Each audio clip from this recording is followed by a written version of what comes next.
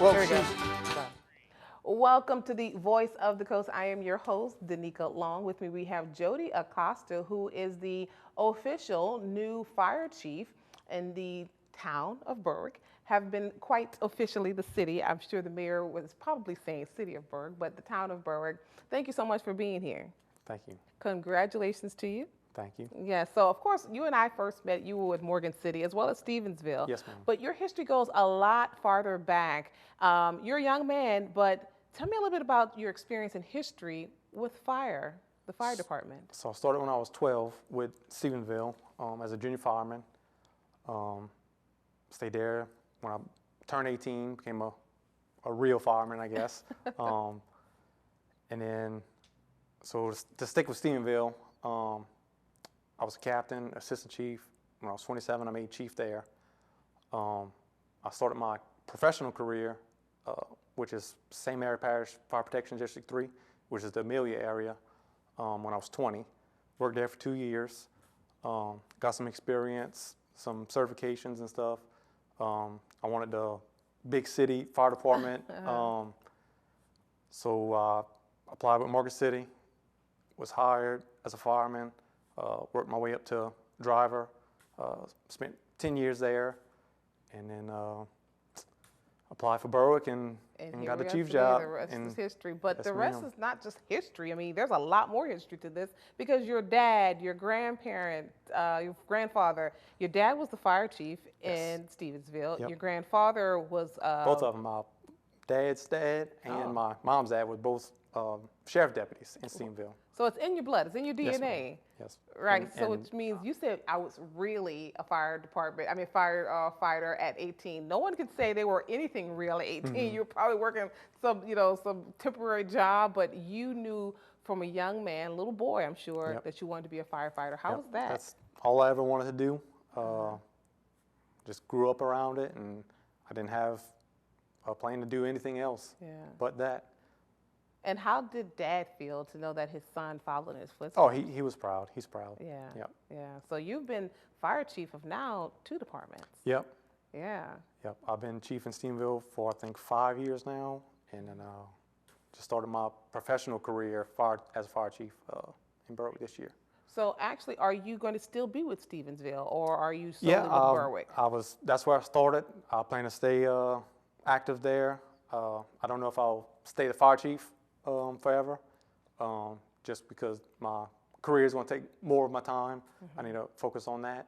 But I'll make sure I'll leave it in good hands. I'm not going to just let it go. Gotcha. But I plan to stick around. Awesome. So let's get to, like the real nitty gritty. I mean, being a fire chief, I mean, it's a big responsibility. One of the responsibilities is to be in charge of the fire rating. I learned 1 through 10, right? Yes. Is it? The higher the number, it's not very good for Right. a city or a town, municipality. But the lower the number, the better. So right now, what would be the current rating for the town of Berwick, and what are your plans for that We're area? currently a 6. Gonna do everything we can to improve that. We were a 4 in the past, and I believe we can get back to a 4.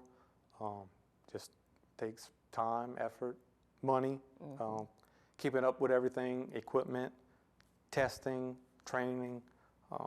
It's a lot to keep up with, but I think we can get back to a 4. Yeah, let's talk about that for individuals. Like, okay, what's a fire rating? A fire rating pretty much is kind of it's indicative of what your fire insurance rating is going to Correct. be. So, and it's based on maintenance. It's based on the water department, 911. It's all kinds of aspects that you take into consideration for your fire insurance. So basically, what the insurance companies say is, if you got this Class 1 fire department, the chances of them saving everything is high, so that's the less they have to pay out. If it's a 10, probably going to burn it down, and that's the more chances that they're going to pay out more. Yeah. So the better the fire department is, the lower the number, the cheaper the insurance is, because they figure that's a less chance of them having to pay out to do a full replacement. That's right. Which is very important. So what do you expect from the community? How can the community help? Because we don't want to pay high, fire insurance rates, So, I mean, we can always use volunteers. That's one of the biggest things is manpower. Everybody has that problem, but once they apply, they have to keep up with the training. You can't just apply and say, I want to help. Yep. I mean, it's hundreds of hours of training. But that's one way to do it. So thank you very much for for showing us that illustration, because it is important, and that's why take care of your fire department. We're going to take a short break, but come on back right here on the Voice of the Coast with yours truly.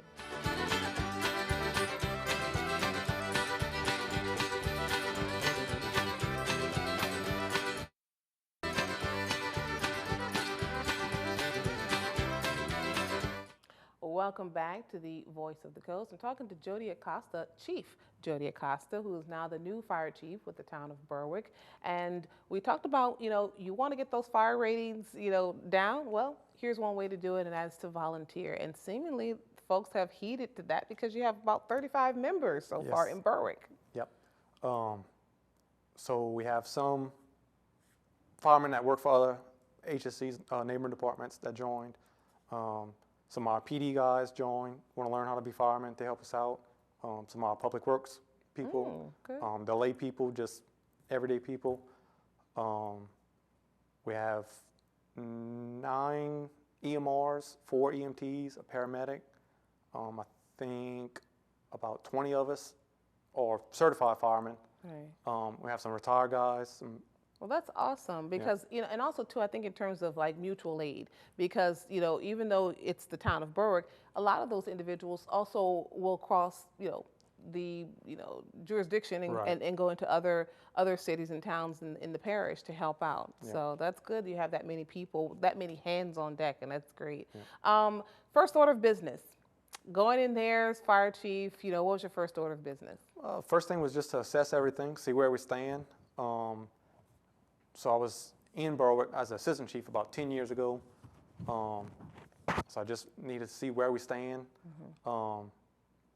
just paperwork-wise, equipment, trucks, station, just still assessing everything and see if we need to buy something new. If something's broke, we fix it, just still assessing everything. Okay. What's the morale like over in Berwick? We excited, just kind of starting fresh. We're excited to move forward. Just gonna hit the ground running, do some training, and ain't gonna look back. So I think about when you were younger, looking at your dad and having all this, pride in your eyes, and of course you have 2 little ones who also look at daddy the same way. Every kid, for the most part, I know when I was growing up, I want to be either a firefighter or a police officer. Are there any programs you're going to be doing, with the school children?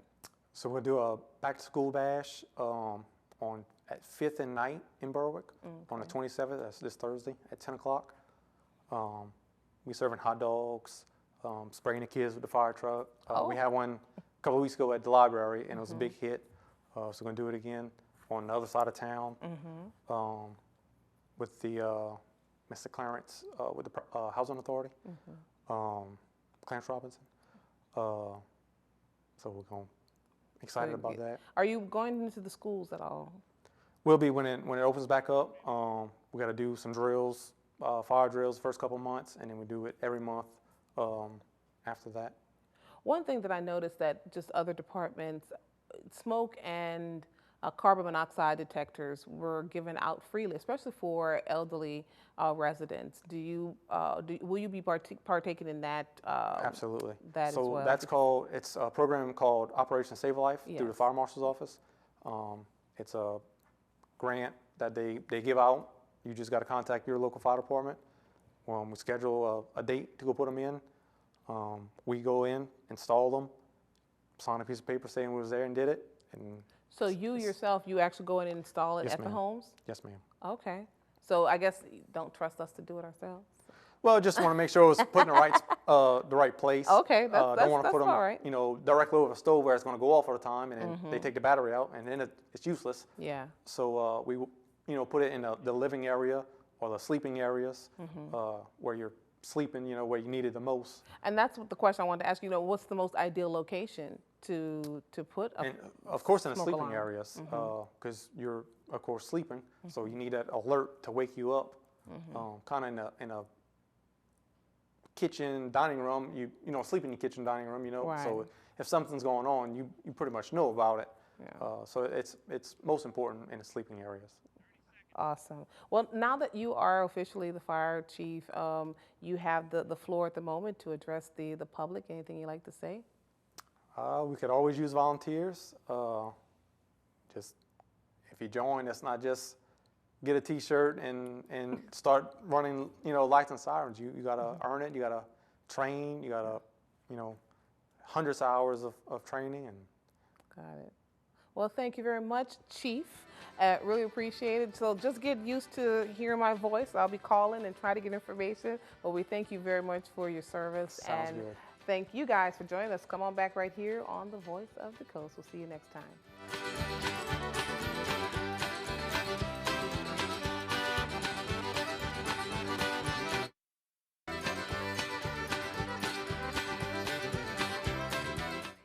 Welcome to the Voice of the Coast. I am your host, Danica. Along with me, we have the beautiful Beverly Domengeaux, who is the Executive Director with St. Mary Council on Aging. Now, we're going to switch up the questions here because this is going to be pretty interesting. And of course, everyone, I think at this point, because we're in the season of elections. Right.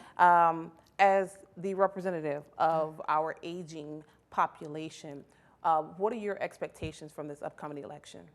Well, I think everybody has to be informed, and we're trying to we'll continue. We usually have them come in and speak to our seniors, but I'm encouraging the seniors also to go to any town hall meetings or any programs that are put on where the candidates are there, and also. I told them when they come and knock on their door, invite them in and tell them what you need, okay? Because that's what they're kind of disappointed. They don't think they listen to them. I said, but if they knock on your door, you need to open your door and open your mouth and tell them what the seniors need or what is needed in your particular community. And I think that we have some very we got some difficult choices because I know a lot of the candidates and I've seen a lot of the candidates and I've been around a lot of the candidates. And I have to, and they'll say, well, who are you going to? I says, nobody knows who I vote except the voting machine. That's the only one that knows. And I do not have preferences. I said, I listen to them all. I like the choice of words you used, so difficult choices. So this is going to be pretty interesting. I look forward to every election cycle. And I do tip my hat off to those who throw their name in the hat. I just hope with any candidate that you're there for the right reasons and you're there for the betterment of our community and for your constituents. So it's going to be interesting, definitely. Again, if you're watching this, we're filming this at the beginning mid-range of August, so they're in the qualifying stage right now. So this is going to be pretty interesting to see who throws their name in the hat for this upcoming election. Well, and we're seeing some new names, we're seeing some old names, but I always like competition. I don't like to see people go in unopposed. Right. Okay. Yeah. Because everybody has their own ideas about what our community needs. And I think we're making strides, and I'm very glad to see some younger people have even announced to run, okay? Because I think that's the hope of the future. Speaking of which, let me ask you something, and that's, you say the hope of the future, but then you hear, we like to get off topic a little bit. Yeah, sure. Does your generation and, do you respect when young people throw their name in the hat for political office? Yes, they do. They're really funny because they'll talk about, well, I knew him when he was a teenager. I taught him in high school, because a lot of them were teachers and all. And they'll tell funny stories about him, but it says he has potential or she has potential. And I think that is something. And the one thing the seniors are very proud of is they're proud of their loyalty to the Constitution of the United States. They believe that's their chance to speak for what they want. And so they do exercise that. And, you know, they don't understand why other people don't vote the way the seniors do. But most of the seniors do vote. Awesome. Okay. Well, we're going to talk a little bit about some of the programs that you have coming up, one of which I think is great. You're going to have a gentleman from a funeral home. Hold on. It's the great information that's going to be talked about. It's pretty much getting your ducks in a row. Right. And we all must go there, end of life, and being prepared for that time period when it comes. Right. That's one thing the seniors have been talking about is the end of life. And they want to be prepared. And they want to go out with a smile on the face and know that it was done the way they wanted it done. So we're going to give them all that the help they can get. Yes, and you know what? I know I've had this conversation with my mom and even with my grandmother. Do it the way they say it. Yes. So you got to have it in writing. That's right. So here we're going to take a short break, but come on back right here on the Voice of the Coast.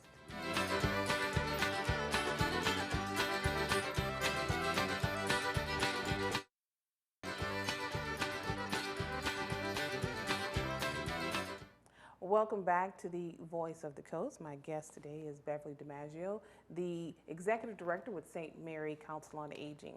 We just talked about this end-of-life program that you're going to be offering for members of Council on Aging, in which I think you guys have so many other programs. You do transportation, you do, I call it Meals on Wheels. I know it's not that, but you offer home-delivered meals to your seniors. You do Silver Screen Classics, which is with Touch Theater, and it's a free program, you know, just a little nominal fee if you want to eat, you know, popcorn and candy or have a soft drink. So to take part in this, it's vital, right? I mean, to get all these different things that sometimes it's not really afforded to some seniors who are homebound. Right. Well, our criteria is you have to be over 60 and have a need, okay? And we do assess them. But we're finding that with the homebound people that they want some little activities, so we're kind of changing up rather than just delivering them a meal. We may deliver them a book of crossword puzzles or a picture, and you know, something that they can do since they're homebound. You know, the library was very good and gave us a bunch of books. Okay, so some of the people still read, and so we've been taking books out to them, but we're trying to reach the homebound ones that, like they say, we're homebound in our homebound. But we want to include them in as much as we can, and some of them are now getting out, and they're wanting to come back to the center. So we are transporting them back to the center so that they can socialize, because that's the big thing they miss, okay, is socialization. And speaking of transportation, you offer transportation for hospital visits, doctor visits, and even to the grocery store. Yeah, to the grocery store. And now a lot of my seniors are going to the new wellness center at Bayou Bend, because, and we just talked to Bayou Bend. We're going to have some behavioral health classes for group therapy out there, and so we'll be transporting those people out there for and for water aerobics too. Yeah. Okay. Your name came up in a conversation not too long ago, and I think one of the biggest, or the I guess concerns, was that that you wanted water aerobics, and you got water aerobics, and membership there, I mean, has 47 in the first class.